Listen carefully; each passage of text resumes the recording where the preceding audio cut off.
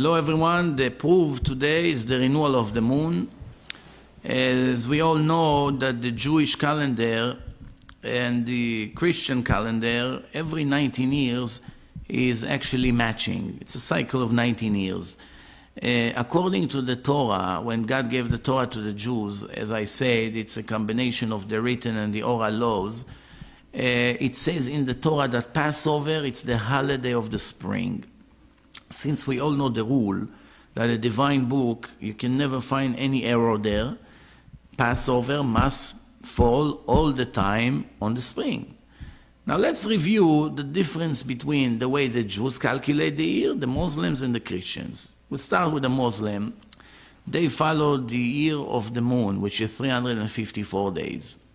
The Christians go only by the sun, which is 365 days and a little bit. The Jews calculate the year based on the sun and the moon. We will soon understand how it's possible.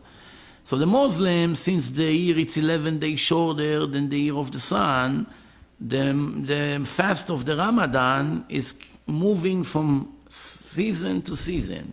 Every few years, instead of the summer, it moves to the winter, and then to the summer, and so forth and so on.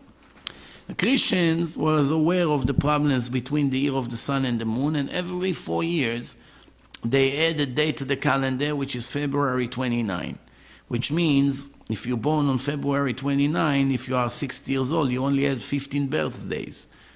You missed a lot of gifts. Why? Your day is not in a calendar. It's only 4 years, every 4 years. The Jews apparently had a problem. What is the problem? Since the Torah say Passover, it's the holiday of the spring, if the Jews go by the moon, it's going to move from the spring into the summer, into the winter, and it's a problem. When we review the oral laws that God gave Moses in Mount Sinai, which was received together with the written law, it says in the Midrash, it's a part of the oral Torah, that God taught Moses how to calculate the year of the sun, the year of the moon, to know how to balance the gap between them, and all the other calculation of a leap year and so forth and so on. Why was it necessary? Because he needed to make sure that Passover will always fall on a spring. And the results of this calculation is that every 19 years period, the Jews add 7 extra months into the calendar, which is every 2 to 3 years we add another month, the month of Adar, Adar Aleph, Adar Bet. First Adar, we add another Adar. Adar is the best month of the year for the Jews, the month of a miracle, of the holiday of Purim, and therefore we double the best month that we have. Hopefully we have another good month. But the calculation is 7 extra months every 19-year cycle. Therefore, if Passover is about to fall around March, and at that time it's cold, it's still not spring, in that case, we add 1 more month into the calendar. We postpone Passover to around April, which is already spring. We wait a year or 2 or 3, so depend on the calendar, and then we add another month, altogether 7 months in 19-year cycle. When we review the oral laws, it describes a story. Before we go into the story, we have to understand one thing.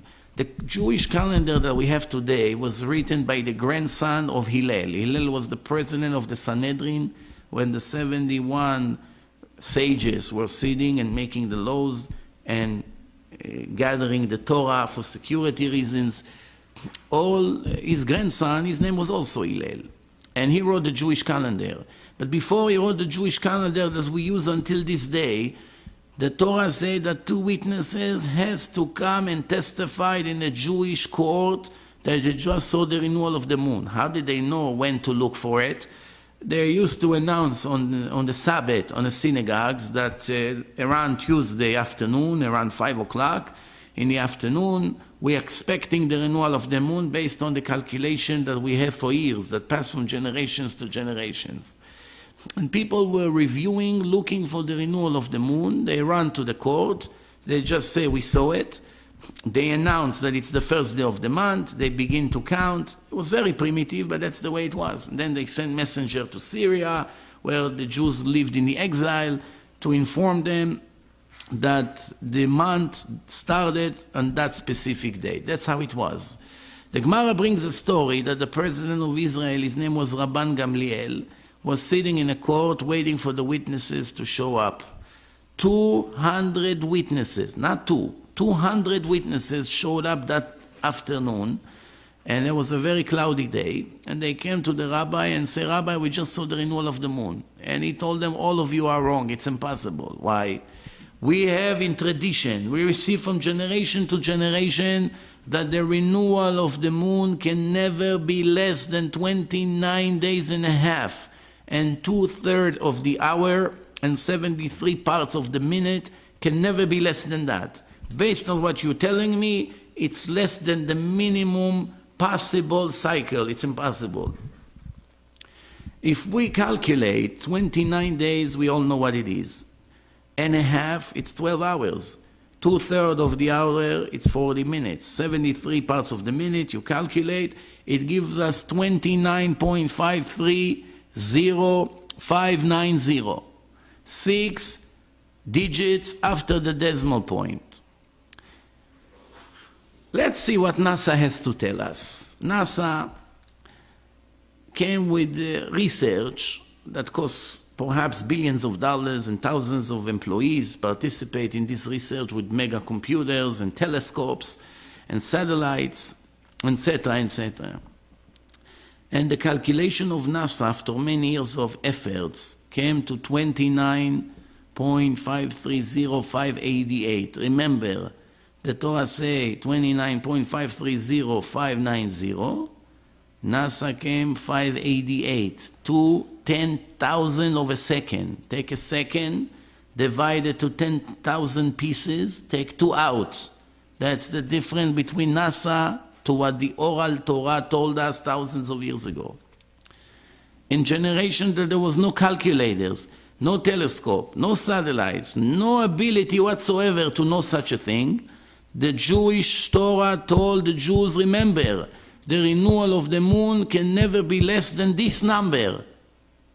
6 digits after the decimal point. The Germans came a little bit closer. They are more precise. In 1965 in Berlin, they came up with the results of their research. Now it's closer to what the Torah say, 29.530,589. The Torah say 590, 589. In one of my lectures, one person told me that he checked and they upgraded it to 590, exactly like the Torah say. I never found the source, so I can swear on that, but it's really not relevant. Why? Because the conclusion of what I just said is only one. A person, a human being, as intelligent as he may be, could never write such a thing. Never. He never had the ability. Even today, nobody can write such a thing unless if you use satellites and computer and telescopes and measurements and all kinds of things. Just to know such a thing in the primitive days of 3,320 years ago was impossible. The conclusion is the creator of the world gave us this information. And it proves, and many other proofs that I can bring, that the Torah is divine. Can we ignore the instructions that he gave us? Would it be smart? We have to continue to search and come to the right conclusion. We shouldn't waste our life. We're here for a purpose. We must follow the laws of our Lord. Thank you very much, and all the best.